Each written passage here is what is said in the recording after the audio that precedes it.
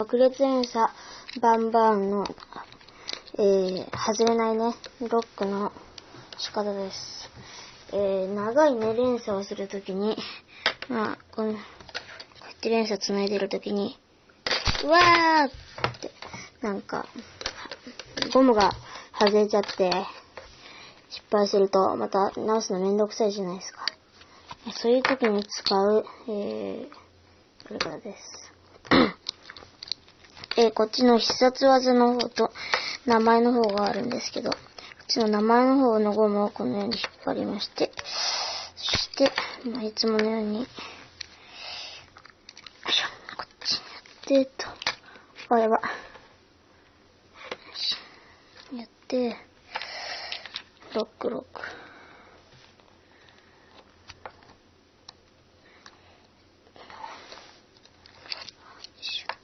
こっち持ってますよね。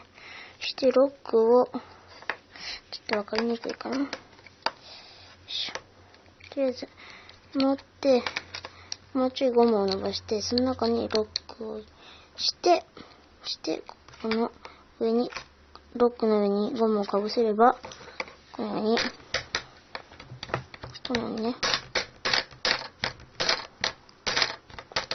ロックが外れません。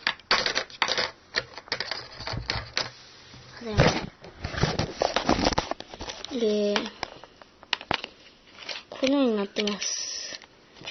はい、この、ロックの後ろにこのね、ゴムがついている状態です。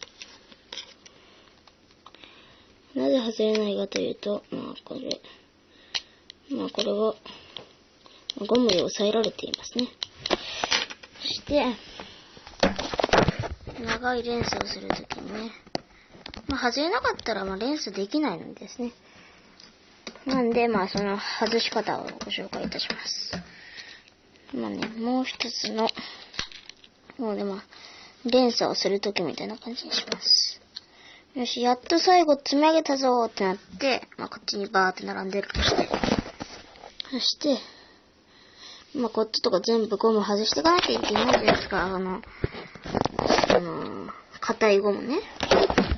なんで、その硬いゴムのすぐ取れる外し方をご紹介いたします。すぐ取れるやり方は、非常にゴムがついているんですけど、このゴムを、こっちの変なちっちゃい方ではなくて、ロックがかかっているね、この、バンバーンって書いてある方に、ゴムを、入ってやれば、勝手に中に入っていくので、ゴムが。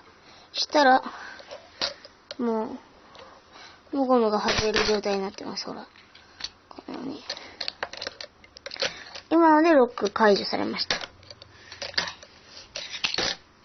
ちょっとわかりにくい場所があったら、下の、コメントのところで質問してください。そしたら、また、動画もう一つ出すか、そのコメントのところで配信するので、よろしくお願いします。